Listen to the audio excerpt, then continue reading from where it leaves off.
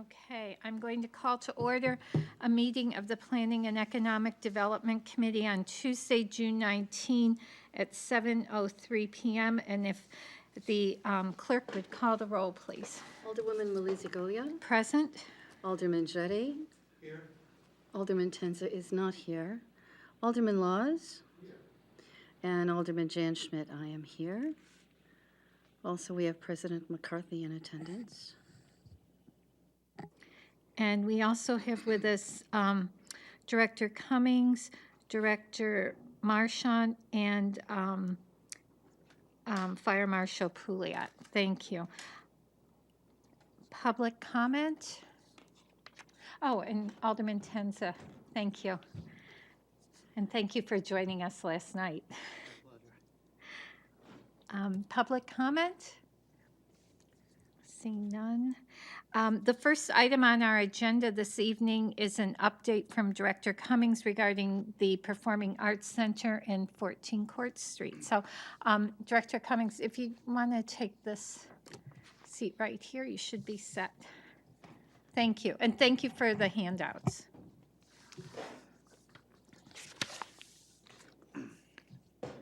All right. Well, thank you, Madam Chair. For the record, my name is Tim Cummings. I'm the Director of Economic Development for the city, and I provided you a quick recap via a memo, which should be in front of you, and a brief update on the workings relative to the steering committee of the Performing Arts Center thus far. So the group has been meeting regularly, approximately once a month.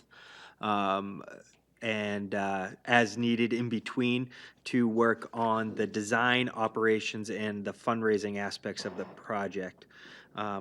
Basically, we are looking to refine and put additional and sufficient detail to the Duncan Webb report, and this exercise will help the steering committee develop a strategic approach and plan for the project. Needless to state, there are a lot of moving parts, and everything takes twice as long as hoped, but the committee is working together. The message I would like to leave with this body is we are working and we are underway. We are methodically working through the various issues. Relative to design, we are touring different facilities. In the memo, I put some backup, which shows the various facilities that we have gone out and toured. We are working through this list. We haven't toward all these facilities, but we are going to be doing that over the next month or so. Just as recently as yesterday, we were in Plymouth looking at the Flying Monkey. So that is helping us understand the design aspects and how the design plays into the operations. Relative to the operations, we are meeting actually on July 10th with an operator.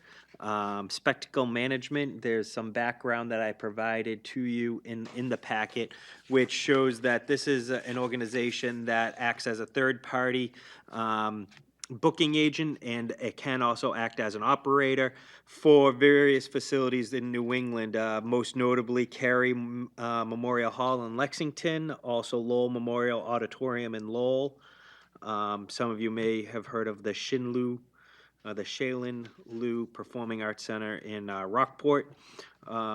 This is a group that specializes in performing arts centers that are actually owned by municipalities. And we will be meeting with Peter Lally, he's the president of that group, on July 10th to continue talking about how best to structure the Performing Arts Center based off of the recommendations of Duncan Webb. And then lastly, relative to fundraising, we're well underway with the fundraising portion. Right now, we are in what's called an assessment phase. We'll be working through the fundraising assessment through the fall. We have a consultant from Full Circle Consulting out of Concord, New Hampshire, working with us on this. This was money set aside by the Downtown Improvement Committee to help us with this aspect of the project. So that's just a very quick high-level overview of all the various things that we have going on to help move this project forward. Thanks. Questions? Alderman Laws. The main question that I get from everyone is, when do we start? So, I assume you mean construction? Yeah, yeah. If I may? Yeah, please. So we cannot start construction until we privately, somehow raise $4 million. That's non-city money. We, are in the assessment phase of trying to understand whether we can do that or not. I am cautiously optimistic that we can. If we are successful in that, we would then be able to actually execute on construction. We won't really know, a construction timeline, until I would say mid to late fall, and then, based off of that information, we can actually understand what a construction schedule would be, understanding that we actually procure the funds. Alderman Laws, please. I guess more specifically, does the consultant have an estimate for how much time it would normally take them to raise $4 million in private capital? Yes, they believe this will take a minimum of 8 months. It could take as long as 2 years. They're saying conservatively, they'd say we should budget about one year for this. Thank you. Thank you. Alderman McCarthy. Want to point out, I think from some of the discussions we've had, it may make sense, once we understand the feasibility of the fundraising, to try to free up some funds to pay for architectural pre-construction services, because during the actual fundraising, having things like renderings of what the facility is going to look like are quite helpful, and we have a chicken and egg problem. So if we were to release ourselves from that constraint on some small portion of the bond proceeds, or to find cash somewhere else, we would be able to engage an architect to get some of that done up front, which would probably be helpful. Very helpful. Yeah, I believe very early on, we had conversation about this, and there was a number that was tossed around in terms of, was it like 250,000? Exactly right. Okay, yeah, so I remember we have had conversation. If I may, that is the initial number to get started. That Right. wouldn't be the full architectural design figure. Right. But to get us off the ground, it would be approximately $250,000. Right, yeah. Alderman Laws, you had a follow-up? Just as an aside, one of the ideas that's been floated to me, and it would be a drop in the bucket of $250,000, but I mean, we're in no disrespect to Alex Shoe Store, which is a national staple, and I love them for everything they've done for the community, but that's beaucoup free advertising they're getting on Main Street every day right now, because they have that gigantic sign there. And I feel like if we replace that with something less permanent and more specific, that we could, targeted ads, we could sell to the community, and maybe that would contribute a little bit to the fund. Because, I mean, right now, the space isn't making us any money at all. So, that's it. A thought? It's a great thought. I can definitely internally look at that and see if there's a market. I don't know if there would be, but that's definitely something we could work towards. Understanding the sign would be temporary in nature. It would be out there for just a couple of years. Any other? Alderman Tenza? Can I just ask one of the things, and I'm looking at the spectacle management, I think it's great that you're looking forward already to who's going to be running, what outside group's going to be running the Performing Arts Center. When you talk with them, it's still unclear to me if they're running other performing arts centers in the area, whether that's to our advantage because they can have a certain act that comes to Concord and then Nashua and then Lexington, or can you feel them out and see whether it's toward our disadvantage because we're going to be competing and they have somewhat of a conflict of interest to put acts in certain spots? Yes, Director Cummings, So I please. just want to make sure I'm very clear on this. We are meeting with this gentleman for an informational interview, but by no means have we decided that they would be quote unquote the operator. We would have to go through an RFP process. Sure. But putting that issue aside, I've heard mixed on this issue. I actually yesterday talking to the operator of the Flying Monkey. They cautioned about the competitiveness of the business, and you really have to understand the business model to be successful. But overall, their opinion, and shared by others, including the operators of the Palace Theater, is there's some efficiencies that you can achieve, and also some attractiveness by being able to have acts booked in multiple areas that otherwise may not look at your area, but they can see the value in doing 1 or 2 nights over a certain period. So there's definitely some opportunities with that. So we'll flush that out as we continue. Alderman McCarthy? Yeah, I've talked to a couple of people who do this, and the sense I've gotten from them is generally what you'll do is not book somebody in Concord one night and Nashua the next night, but at the same time book them for Concord in January and Nashua in July. That has the advantage of filling up the calendar for the performer more quickly, and knowing they're going to be booked, and so they're often willing to do that. Other questions? Alderman Schmidt? Thank you so much for coming with this update. I truly appreciate it. I've had so many questions, and this goes a long way to answering them. I just have one real question. There's some really great names of performing arts centers out there. Are we going to come up with something really interesting?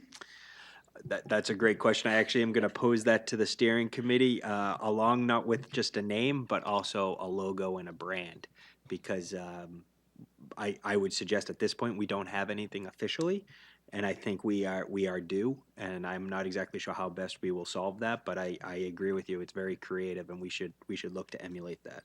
Thank you. Right questions? I know a company we shouldn't hire to do that for us. Director Cummings, I have a couple of questions. The 3 groups that you've got here, my understanding are subcommittees. And I know early on we had conversation of expanding those subcommittees to include not only members of the steering committee, but other members in the community. Has that been done? Have we put these subcommittees together and expanded them? I know, like, the design committees met. I know fundraising has met. Have we kind of reached out to get other people in the community involved?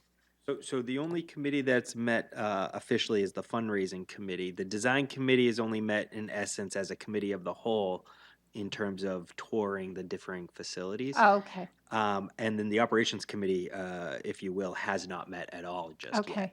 yet. The only group really to have started meeting formally at a subcommittee level is the fundraising committee. That they've been meeting, working with the consultant, I would say, once a week for the last month. Okay. So then I guess to that committee, have we expanded that to include other people? Not yet. That's the next phase with all of these committees, is to actually try to grow the committees. So do we have a time frame for that? The next month, the next 2 months? The fundraising committee's growth probably would not start until the fall after the assessment period. Okay. The operations could start anytime. Okay. I haven't had any conversations about expanding the design committee, though I think that probably inevitably would happen. Okay. I just, again, referring back to earlier conversations, there were a number of people who had expressed interest in various aspects of this, and I know there were conversations about the need to expand those committees, if for no other reason than to expand the network of people who are involved. Absolutely. And so as that happens, if you could even just send us something as an update, I don't think you need to come back and say, these are the new members on these committees, but if you could just send us an update, Absolutely. that would be great. And just out of curiosity, which of these Performing Arts Center facilities have you visited besides Flying Monkey? So we have visited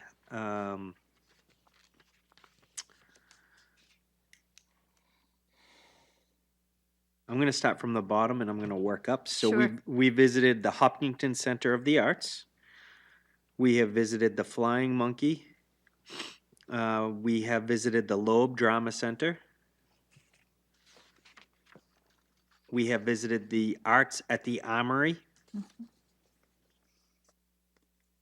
And that's it thus far. Okay. We have next week, we are going to 3 arts 3S Art Space in Portsmouth next week. The following week, I believe we are going to the Institute of Contemporary Art. Okay. And this is members of the design committee? This is the entire committee is invited. Okay. Okay. Thank you. Any other questions? Okay. And the other thing we just talked about was library or Court Street. Yes, so 14 Court Street, just very quickly, there's a lease that's before the Finance Right. Committee. That is a lease to try to make the fire apparatus bay a little productive with a microbrewery that's looking to go in there.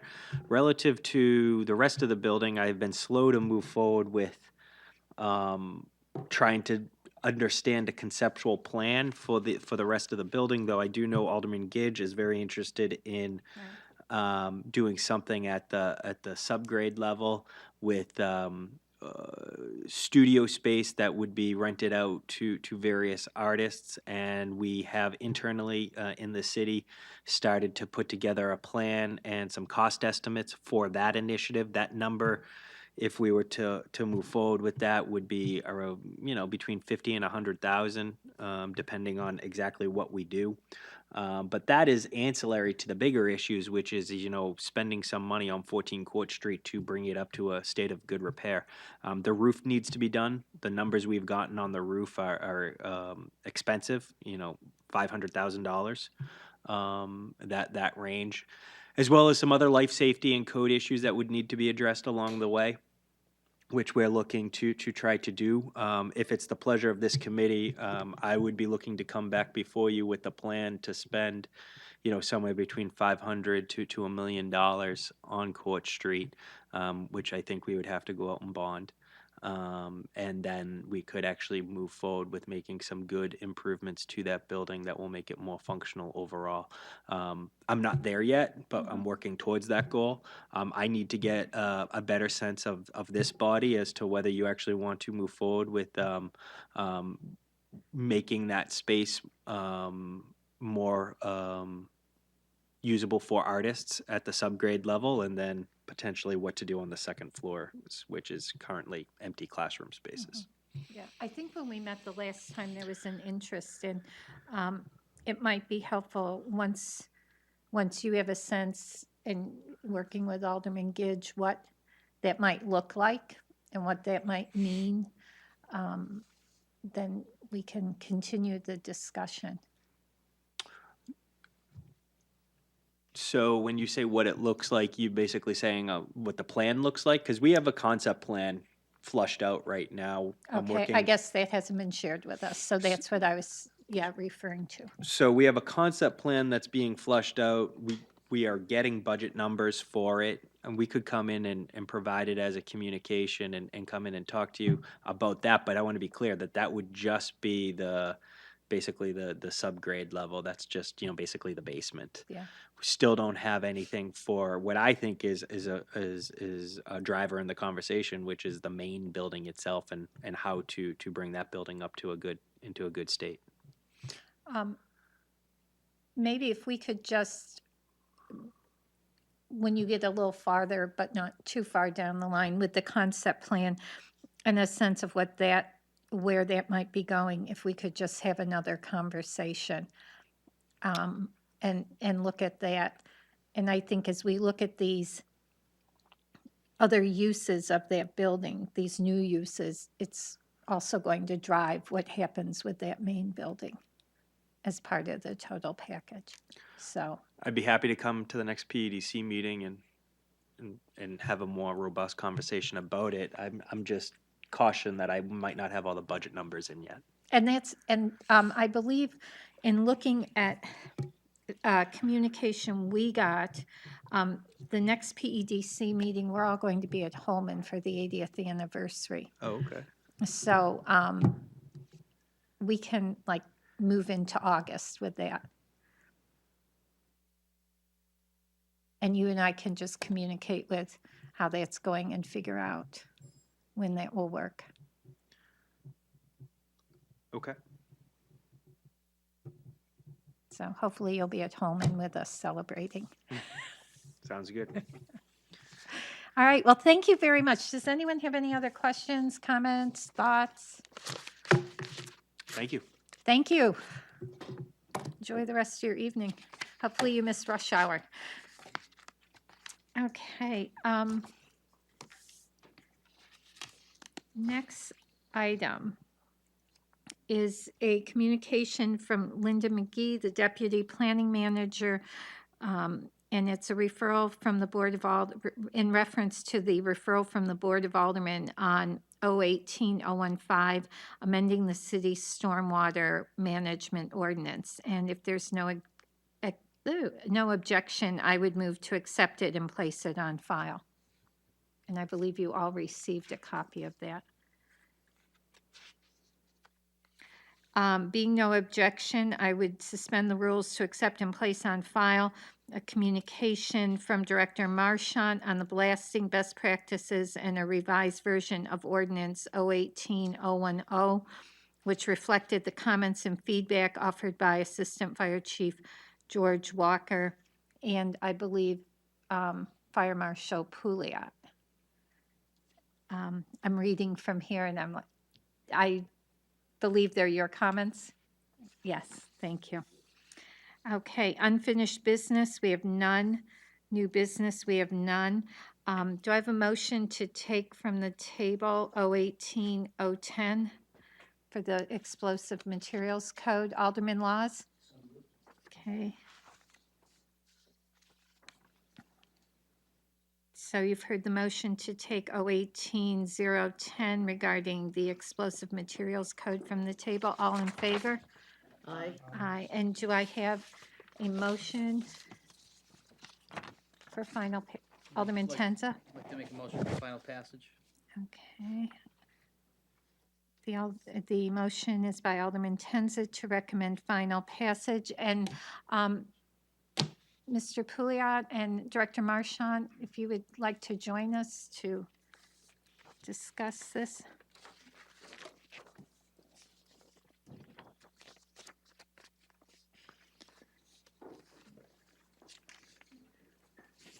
Make yourself at home. Okay, so I believe everyone received the Institute of Makers of Explosives blasting best practices, which I sent out last night, as well as a copy of the ordinance that reflects some new comments. So Adam, I'll let you start if you would like. Sure. I think we addressed everything at the last meeting with our comments from Kevin Walker, engineer for the Flatley Company. We made a few changes there. We got some comments this week from a local blasting company. Do we want to go through those one by one? Sure. I don't know if it's easier for me to do it or, yeah. Yeah, I'll let you do it. I just have one little correction too. 'cause I Okay. messed Yeah. something up. As Adam said, we worked with a local blasting company to get comments back, generally about the ordinance, looking for best practices. So they sent the best practices sheet that came with it. They made a couple tweaks. One that I didn't suggest correctly is on the second page under 3G. Copies of material is crossed out and it says now. Safety data sheets, now should not be there. I apologize for that. It was capitalized when it came to me and I thought it was a proper noun and it was not. They were saying now, this is the new name. So that they made a slight correction there. Under section B, they suggested that instead of a 500-foot blasting radius, it should be 250 feet. That's a industry standard. And they felt that it does say the fire marshal can extend as necessary, but they also added some wording to make sure that we were protecting our constituents as much as possible with what the survey shall cover. That was not in here before, and that was their recommendation, which was greatly appreciated because that was some of the initial complaints we got to start this process. And the rest are specific to best management practices. There's another tweak on page 4. Under number 3, pre-blast inspection, bringing it in compliance with current regulations. I guess there's some standards about privacy related to who can see that pre-blast information, the inspection, so that was helpful. And then under D5, under seismic measuring devices, there's some standards there based on the best management practices and field guides they recommended. And I think the rest of the changes are just in line with what, oh, on the last page, sorry, second to last page, under additional prohibitions J5, there is some very specific language related to water in blasting holes. And so they corrected 5 and added and suggested the addition of 6 as the best management practice. So I must say I appreciated their professional comments, and those are the major changes. Okay, and thank you. And please thank them for their input. And we had also, as part of this discussion, I'd been asked to contact Mr. Walker from the Flatley Company, and he wasn't able to be here, but when I received this information last night, I also sent it to him, and he got back to me this afternoon and just thanked me for sending it and indicated he thought it was well-written, and like everything else, there'll be questions around initial implementation, but he had no concerns based on what he had read. So questions for either the fire marshal or Director Marchant regarding any of this? Anyone? Yes, no?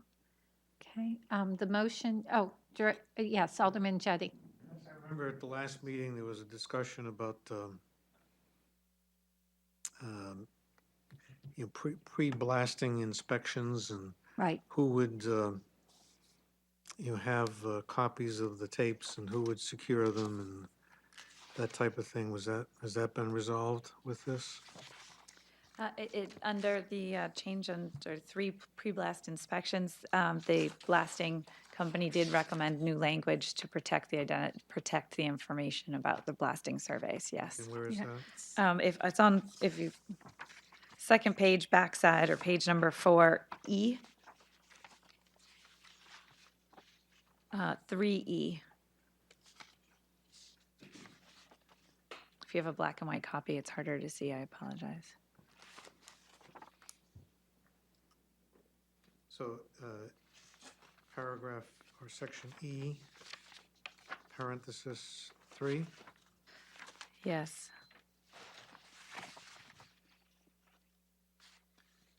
Mine's all crossed out. When a blast inspection is made, the results of that inspection shall be permitted to only be made available to the fire chief, the fire marshal, or their designee upon written consent of the property owner. I guess I'm in the wrong section. Where? Let's see. It's the back of the second page, so it would be page 4.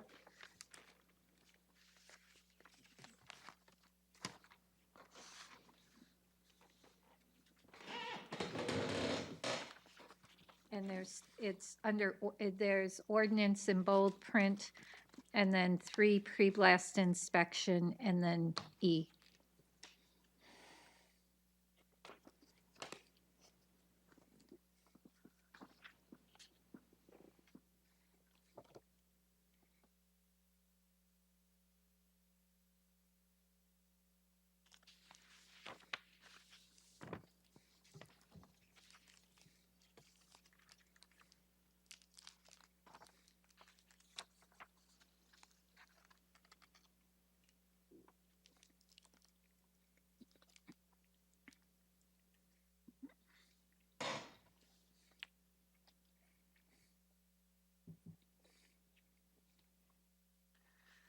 Okay, I guess I'm left with the question, why wouldn't the homeowner have a copy?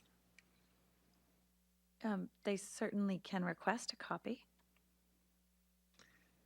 Well, it says the results shall be permitted to only be made available to the fire chief, the fire marshal, or their designee. We can certainly add property owner. What's that? You could certainly add property owner.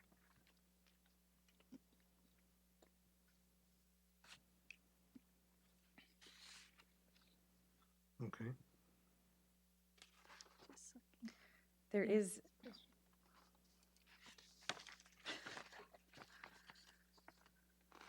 Director Marchant, did you? there are federal regulations, I guess 527 CMR 1, that specifically just talk about the distribution and protection of private information related to blasting, but I don't know what those are, and they are not necessarily referenced, which is why we put this wording in. But certainly you could add property owners. May I just ask a couple questions? Madam Yeah. Chair? Alderman Laws and then, Well, I believe, correct me if I'm wrong, but the concern the last meeting was that when people went to make claims, the records of the inspections mysteriously disappeared. And the people who had those records were the companies that would have been paying out those claims. And so, should we not put some kind of wording in here that makes it so that it's mandated that the property owner gets a copy of their, and that way we don't have to worry about any confusion in the future, you know? yeah. That wording was in the last version, wasn't it? It was. I thought the only thing that we were taking out was the city retaining a copy, because there were concerns about if the city holds a copy, it becomes, falls under the right to know law, and Yeah. people. Right. So the concern was getting us taking it out, but I thought leaving Leaving the property the owner in. property owner on, so that there'd be at least 2 copies. Okay. So should I'm we, sorry, I couldn't hear what you were saying. The last version, the property owner was getting a copy, and the city was gonna, our office was gonna be retaining a copy, but the concern was, if we retained a copy, would it be available to the public under the right to know law? So we were looking to get the city's copy of the inspection taken out, and I thought our intent was to leave the company doing the inspection to keep a copy, and the property owner to also have a copy. So if anything arose, there's 2 copies that can compare that they're both accurate, and it leaves us out of any concerns. Madam Chairman? yes, I'm sorry. So I hear what you're saying, but what's written here is when a blast, I guess you mean pre-blast inspection, right? Is made, the results of that inspection shall be permitted to only be made available to the fire chief, the fire marshal, or their designees. So you're not taking it away from the city, you're saying that the city is the only one that's gonna get it? Oh, but, excuse me, Alderman Jettie, the rest of that is, or their designee upon request with the written consent of the property owner. So the city can't get it unless the property owner consents. That's my read of that. Shall be made available to the fire chief, the fire marshal, or their designees upon request with the written consent of the property owner. So this, my read of that is the city can't get it until the property owner approves it. Well, I guess it's questionable whether with the written consent of the property owner modifies designees or everything that precedes it. And it's not very clear to me what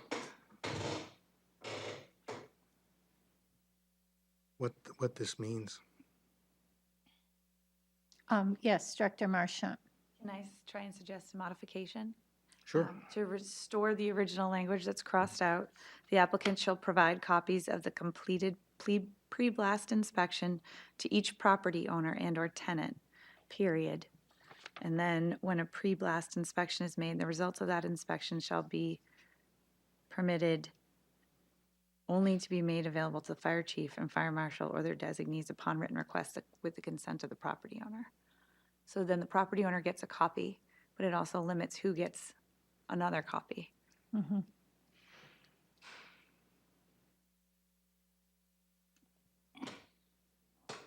Alderman McCarthy? Yeah, if you want to make it absolutely clear, I would suggest language like, with the consent of the property owner, the fire marshal or fire chief may obtain a copy of the pre-blast report.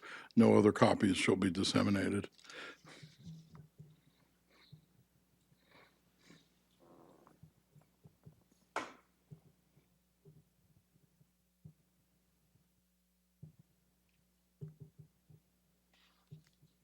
Do criminal work, Alderman McCarthy?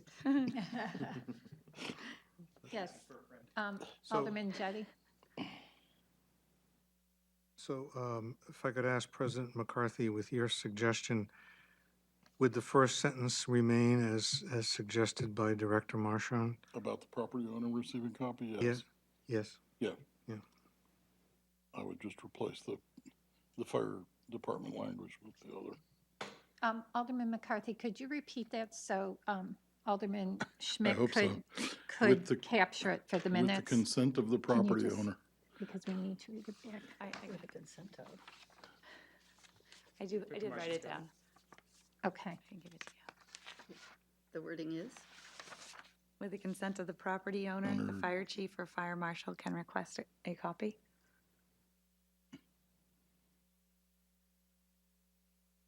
With a written consent? Written consent, yeah.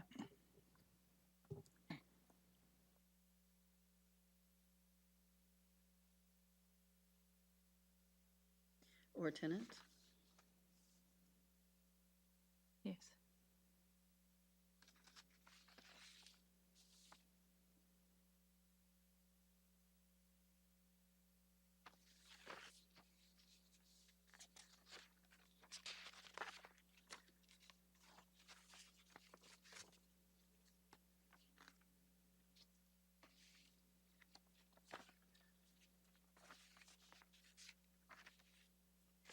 Any other thoughts about that wording, Alderman Jettie? So how does that, when you read the next subparagraph, F, which says the inspection shall be kept by the applicant and be made available to the city upon request for a minimum of 5 years from the end date of the last blasting permit issued. Is that consistent?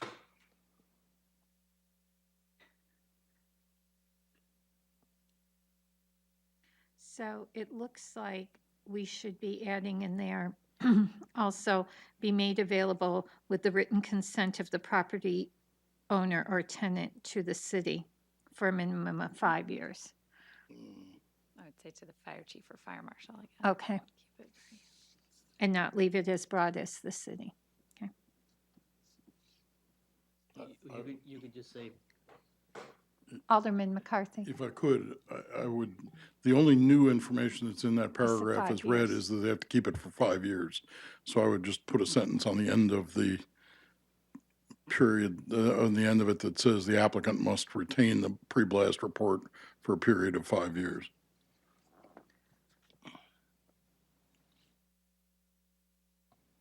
Pre-blast inspection.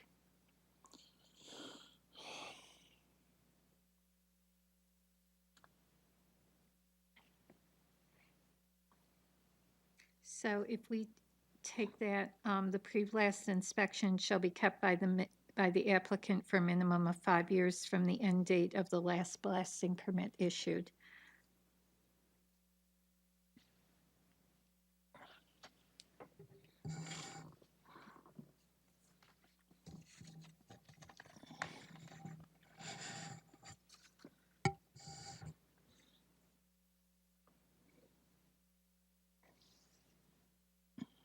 Other thoughts, comments? Alderman Tenza? I mean, I don't think it matters, but I think if you're gonna amend paragraph F, my suggestion would be the inspection shall be kept by the applicant made available to the city upon request pursuant to paragraph 3E for a minimum of 5 years from the end date of the blasting permit issued. Okay, do you want to give us the wording again? Sure, just after upon request, I would say pursuant to paragraph 3E. Sure there's a- Excuse me, you're changing F, is that right? Yes. Okay.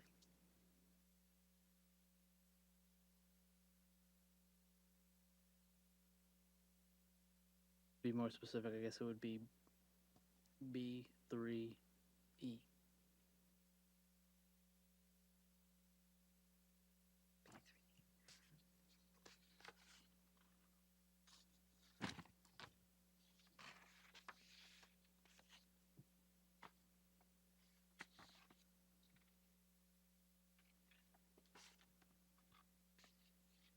Other thoughts? Questions regarding wording?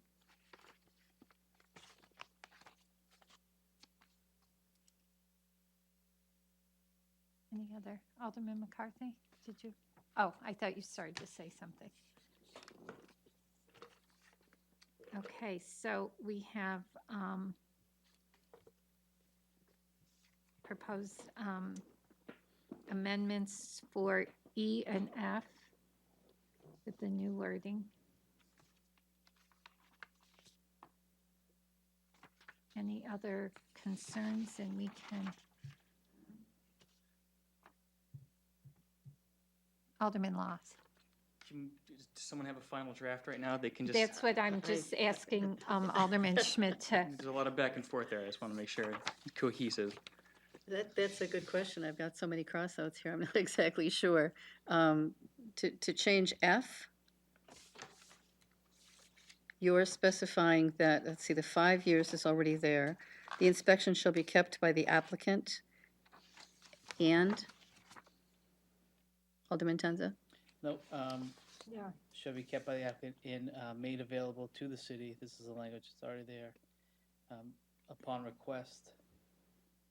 Excuse me, Alderman Tenza, I think we had talked about removing to the city and just made available, so it's, Let him keep going. oh, okay. So I would just say you can, upon request pursuant to paragraph B3E, and I can write this out if it's, I only have an electronic copy of and then the rest of it would be the same. Okay. And E is altered in a way to return the first sentence? Is that basically it? The applicant shall provide copies. If I could, Please. well, actually, Director Marchand, it was her wording. I think she suggested that we return the first sentence that's crossed out with the modification that, so it would read, "The applicant shall provide copies of the completed pre-blast inspections To the to fire each marshal? no, To each no, one. take out to the city, to each property owner and/or tenant." Simply return the sentence then. No, Yeah, cross out, here, so, Thank you. cross this out. Cross that out, and it should be to each property owner. Thank you. Mhm. Or tenant. Or tenant. so from the original wording, we're removing to the city and.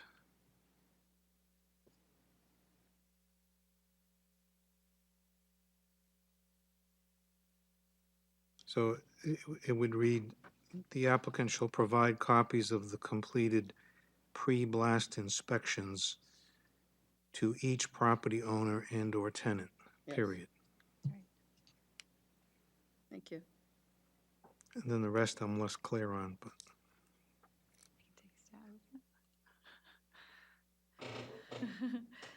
Second sentence, with the written consent of the property owner or tenant, the fire chief or fire marshal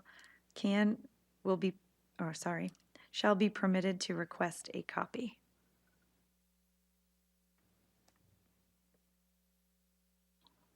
And then would we agree that we're getting rid of F and just adding it onto the end of E? I would be inclined to keep it separate since one is talking about a timeline and just to kind of keep that separate rather than mixing it all.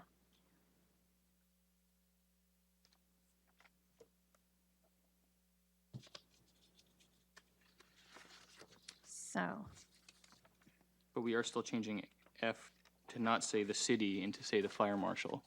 well, Did I? Alderman Tenza's Oh, Yeah. sorry. So Alderman Tenza, you want to read yours? Are you billing us for this?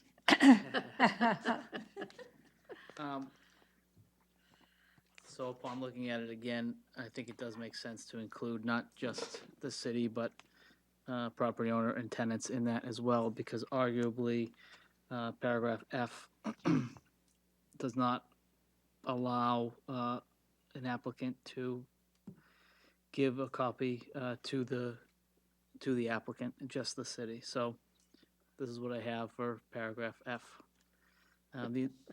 The inspection shall be kept by the applicant and be made available to the city property owner and tenant upon request pursuant to paragraph B3E. And the rest stays the same. Okay. Okay, and keeping from the end date of the last, Yes, for a minimum Okay. of 5 years. okay, so.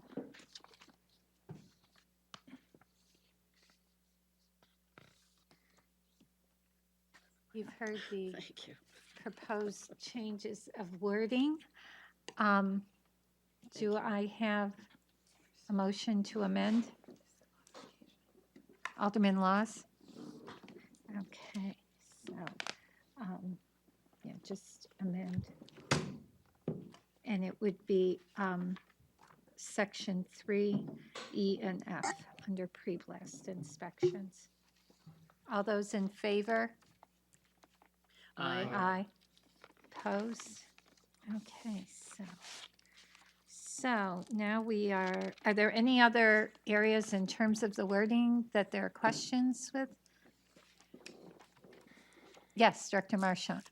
I'm sorry, I don't recall if you made the motion to remove the word now or not. Oh, no, we That didn't. would be A3G. Okay, would someone like to make that motion? Alderman Jettie? Okay, so you've heard the motion to remove the word now from A3, 3G, A3G. G, yes. All those in favor? Aye. Oppose? Okay. And is there any other, Alderman Laws? Do we want to discuss this industry standard from 500 to 250 feet in section B1? And if it's an industry standard, I don't really have any objection to it. I just figure Yeah. we should talk about it. From the site location of all proposed blasts. Just so people know what we're reading. Prior to conducting any blasting, the applicant or their agent shall conduct pre-blast structural condition inspections on all structures within 250 feet from the location of all proposed blasts or such extended distances as may be specified by the fire marshal prior to permit issuance. So originally that had been 500 feet. The standard that's now being recommended based on, or the wording recommended on industry standard is 250 feet, but I would point out our fire marshal also has the ability to extend that distance as needed. Yes, I just want to make the comment, the state law for pre-blast survey is actually 100 feet, so at 250, we're still increasing it 2.5 times the state minimum, which I think is Okay. reasonable. yes, okay, and that's good to know. That helps put that all in perspective. Thank you. Any other Alderman Laws? Sorry, if you had something to say, I was going to make a motion to amend, but. Alderman Jettie has- Do we need to approve that change? Well, I just see that paragraph D is in Delta, still has the 500 feet. Is that, Okay, paragraph D. One.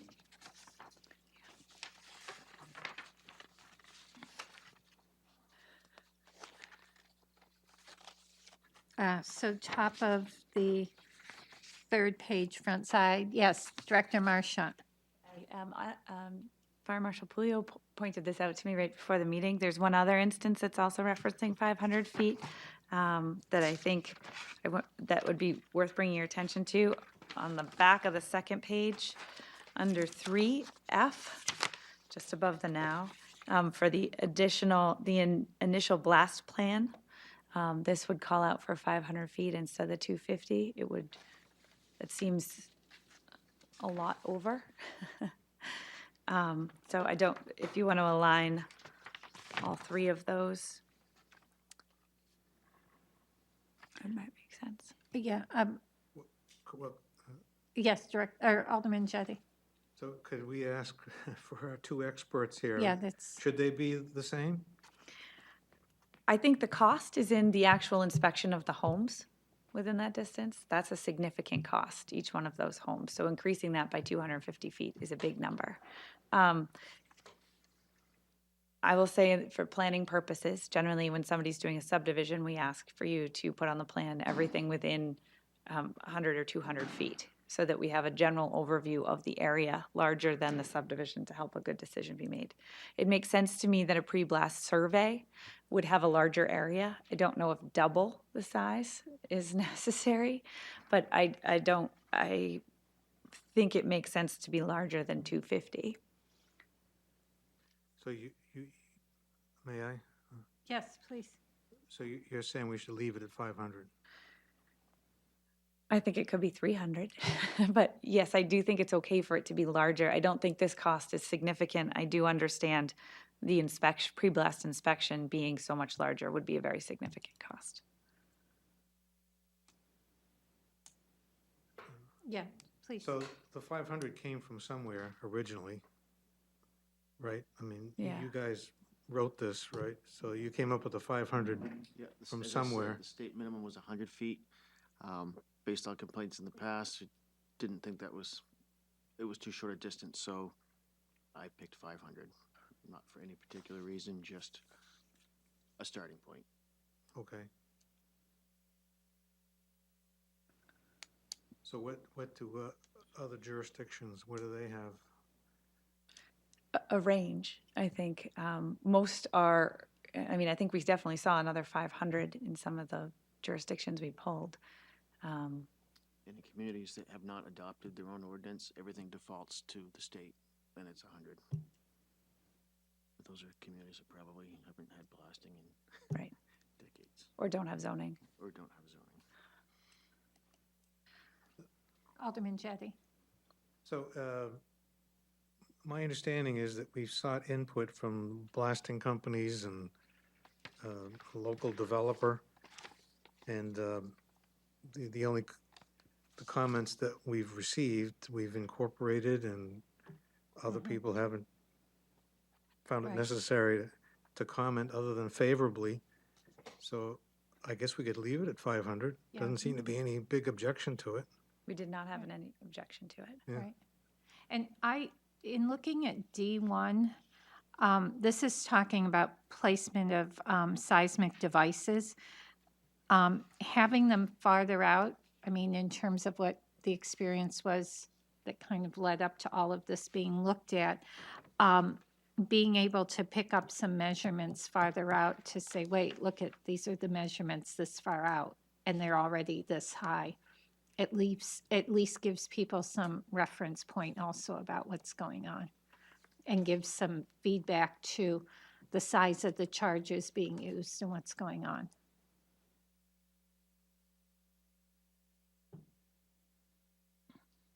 And they can be modified by the fire marshal if necessary. Right. So I Right, think and I think that, that's important to recognize also, that the fire marshal does have the ability to make changes.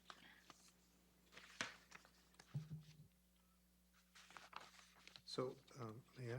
Yes, So Alderman where Jettie. did what was your point? We started out with changing something. You talking to me? I was just saying, so, section B1, the industry standard that predicated this entire conversation was the 250 feet instead of 500 feet.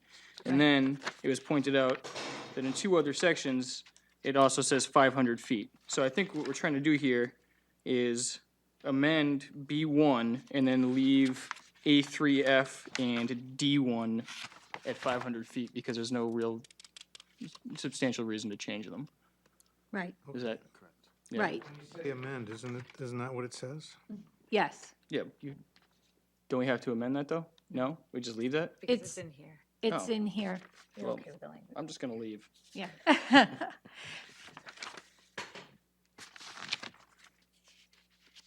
But that, Alderman Laws, Yeah. it is, the 250 is being recommended as a change in the original document that we received, yes.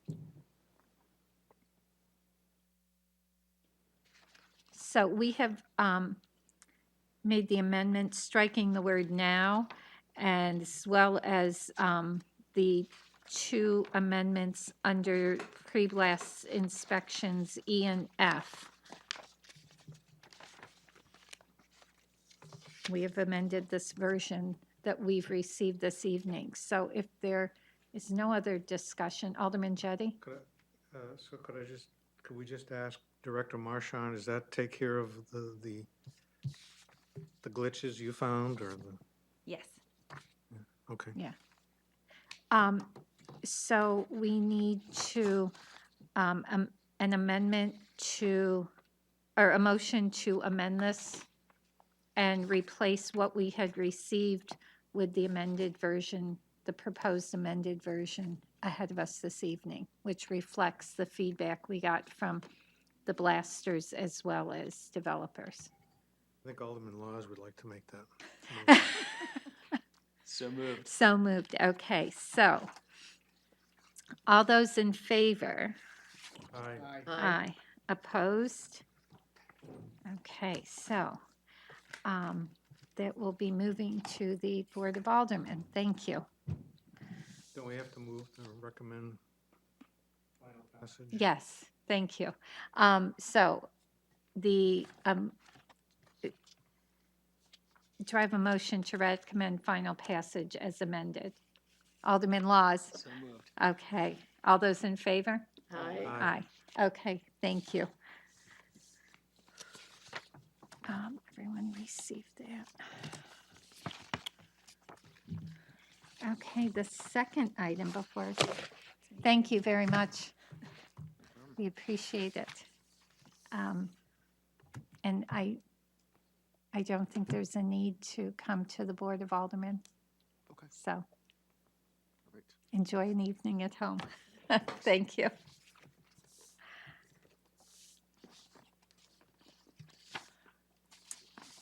Okay, so the next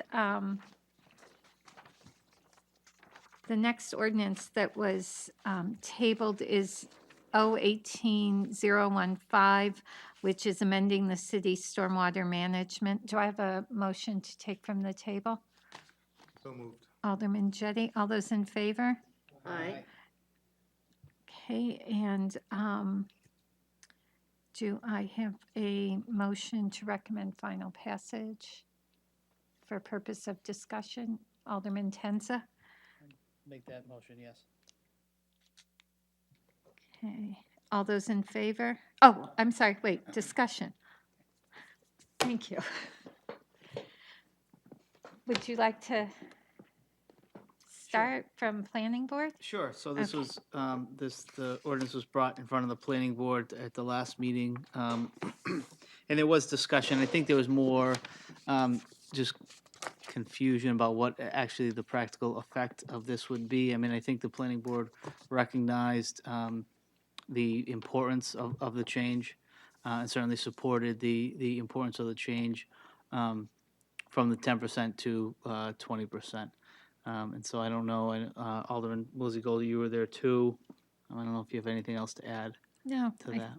I think that sums it up. And the communication we got, which, did all of you have a chance to see it? It's highlighted with the change. Director Marchand, I don't know if you want to speak to just moving some wording around. It was just taking the phrase "to be determined by the planning board" and moving it from the beginning of that section to the end. Yes, Alderman Jettie. So I watched the meeting, and, I saw that, I mean, you guys were there, but what I saw was that the members of the planning board were expressing some discomfort with having to interpret this section. Um, um, And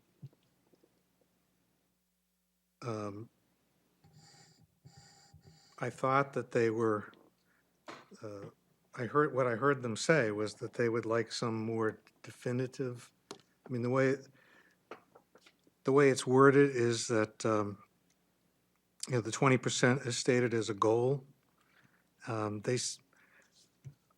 may be wrong, but it seems to me that the people who spoke were uncomfortable with kind of this aspirational language, and they seem to be looking for, something more definitive.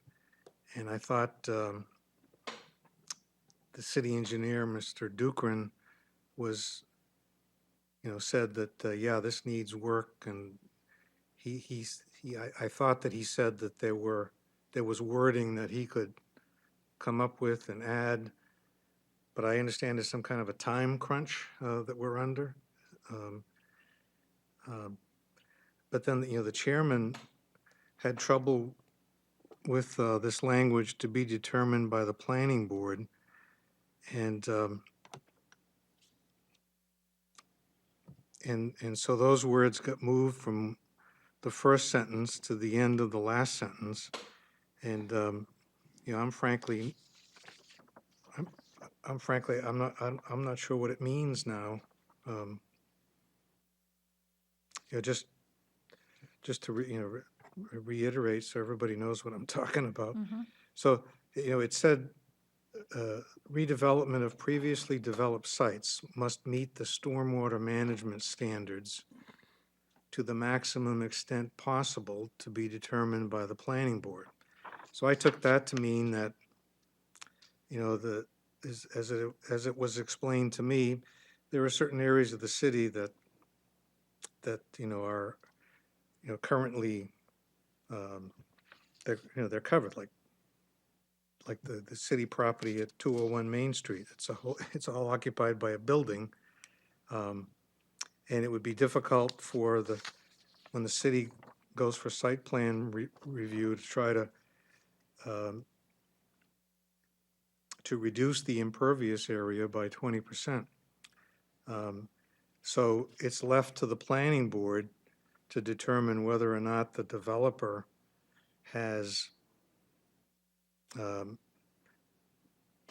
the maximum possible to either meet the stormwater management standards, or at least reduce the impervious area by a minimum of 20%. And that, one member of the planning board was saying that he was uncomfortable with that, and so they removed "to be determined by the planning board" from that sentence. So it now reads, redevelopment of previously developed sites must meet the stormwater management standards to the maximum extent possible, period. And then the aspirational language, the goal is to reduce impervious area by a minimum of 20% or meet the open space requirement in that zoning district. The application shall include a certification by a registered professional engineer as to compliance with this standard, to be determined by the planning board. So I'm not sure, to be determined by the planning board, what that is really, seems to appear to modify this standard. And I'm not, Alderman McCarthy. I have to say, when I read it, I have the same confusion. It seems to give the planning board the ability to create some further standard than what's in the ordinance. As to the planning board's discomfort with making those decisions, that's what they're there for. All of these things involve subjective interpretation of what attempts to be a fairly objective standard that applies absolutely perfectly to every case but the one in front of you. So the reason we have I mean, if we could put language on there that you can either with a razor say it does or it doesn't meet it, we wouldn't need a planning board because we could just tell from the application that it was gonna pass. But, you know, lots are all different. When somebody comes in, and I had this conversation with the director, if somebody comes in who wants to actually increase the apparent impervious surface of the lot to create more parking, but is willing to put vortex separators and underground detention and infiltration in, that's a fairly innovative solution that actually makes things, in some cases, substantially better than having a smaller impervious surface that simply runs off into groundwater. So that's the sort of thing the planning board is there to look at and to understand. So I would not be tempted to change that section of the wording from what we had looked at previously. Yeah, and I would just say that the highlighted areas are changes that that they would like us to consider. They did make a favorable recommendation for this. And I believe at that meeting, it was pointed out that the to be determined by the planning board at the end of that first sentence is the original language. It's not new language. That's what was there before. Am I correct, Director Marchant? That It used to say as determined by the as, planning board. right, So so, it's- yes. yeah.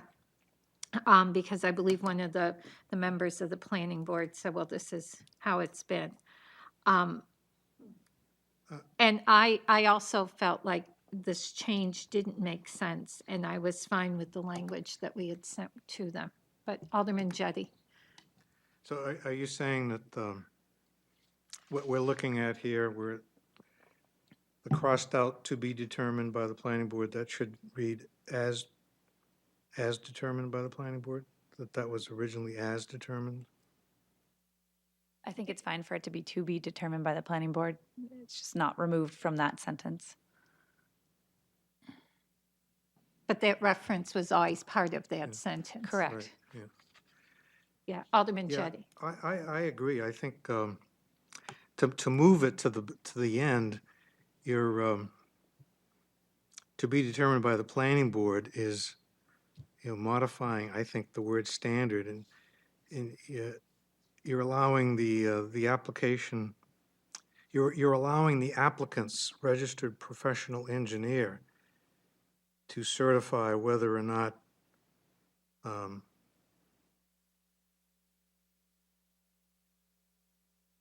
it's been done to the maximum extent possible. And I think it's the planning board who should determine that, not the applicant's engineer. Alderman Tenza. And I think that was the confusion. I think Alderman Yeah. Jettie mentioned it before. This idea, the maximum extent possible. I mean, there could always be more done to decrease the runoff, to increase the impervious space. And so I think that's the language that the chairman had an issue with. My understanding is that all of the site plans, the redevelopment plans that come before the planning board, they already have to be certified by a professional engineer as to compliance with the standard for redevelopment anyway. And so I think that's what they were trying to clarify, that the planning board's job was to certify or to, determine that this is in compliance, or if it's not in compliance, that they get some kind of variance. But I think the concern was that you could always say, well, you can do it differently, you can do it better, so that it doesn't cause as much wastewater that's going into the city's wastewater management system. So I mean, I don't think there was a major objection to the change. I think planning board just wanted to be sure that they're following what the ordinances are now, what the standards are, and it's not, kind of up to the discretion for that board to decide. So Alderman Jettie? are we back to, We're back to the original language that was presented to us. okay. And Engineer Dukran's statements, is that something that can be done in the future, that the added language that he was talking about? So that, because I understand there's some deadline we have to Right, meet, we have a right? July 1 deadline, correct? Yeah. Yes, there is a deadline when we need to, when the new permit starts, and that we'd like to have this in place for. I believe that you are correct in that DPW is having ongoing discussions with EPA and DES about managing stormwater overall, and that they may be presenting a revised version to this ordinance at some time in the future that would be substantially more, not just meeting the minimums of the permit requirements, but to be more to come into compliance with reducing our stormwater runoff. So I believe that those changes will come as kind of a wholesale amendment to this ordinance at some date in the future, but I don't think we're ready at this time for that. And Alderman Jettie, I would just say, you were watching, so you heard me respond to Mr. Dukran that if there are numbers out there and there are changes that need to be made, we can certainly consider those when all the information is there. And I also referenced the July 1 timeline, and because he was clear that there was additional information that needed to be addressed. So I'm sure they will bring that forward to us. Any other comments? Alderman Have you McCarthy. modified the 10% to 20? Yeah, Because- we Yes. did that the last, Okay. We did that, yes. didn't No, we? I don't think you did. Yes, we sent it to them as 20. Didn't we send it? Not officially. I sent it to them to discuss Oh, I it. thought but we had. Okay, so I thought we had done that. I think we asked to wait to send it to the planning board and see what they had to say. Yes. So, motion to amend. I move to amend the number 10 that appears in paragraph G, redevelopment, to change 10 to 20, So capture that, so that it, capture that there. in the second sentence, so that the second sentence reads, the goal is to reduce impervious area by a minimum of 20% or meet the open space requirement in that zoning district. Okay, so you've heard the motion to amend. All those in favor? Aye. Aye. Opposed? Okay.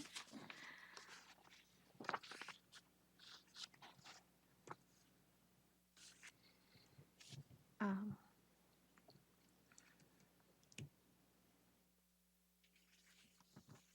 Okay, so, Madam Chair, yes, I move for final passage as amended. as amended. Okay. Alderman Jettie, final passage as amended. All those in favor? Aye. Aye. Opposed? Okay, thank you.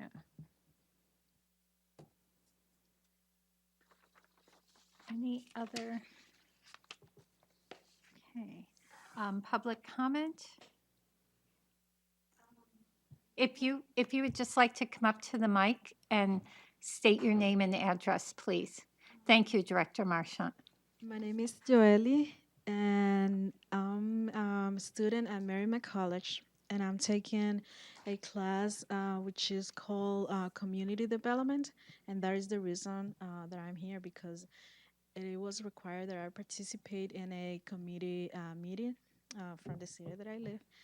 And I have one question, like, what are the requirements for a citizen to be part or consider an applicant to a committee. To this committee, all of us are members of the Board of Aldermen, so we've all been elected, Okay. which is why we're sitting here, to participate in community committees. It's showing an interest, if it's a city committee, making someone in the mayor's office aware that you're interested in participating. But the committees that are committees of the Board of Aldermen are made up of members of the Board of Aldermen who have been elected. Anyone else have a comment? I don't have any more questions. Okay, thank you. Thanks. Thanks for joining us. Oh, Alderman Your McCarthy. homework. I think there is a section on the webpage where you can express your interest to participate in one of the appointed committees. Okay. If there are copies of handouts that were in the back of what we discussed this evening, if you would like those, okay. Remarks by Alderman? No need for a non-public session. Do I have a motion? Move to adjourn? Okay, Alderman Schmidt, move to adjourn. Motion to adjourn. All those in favor? Aye. And we are adjourned at 8:19. Thank you.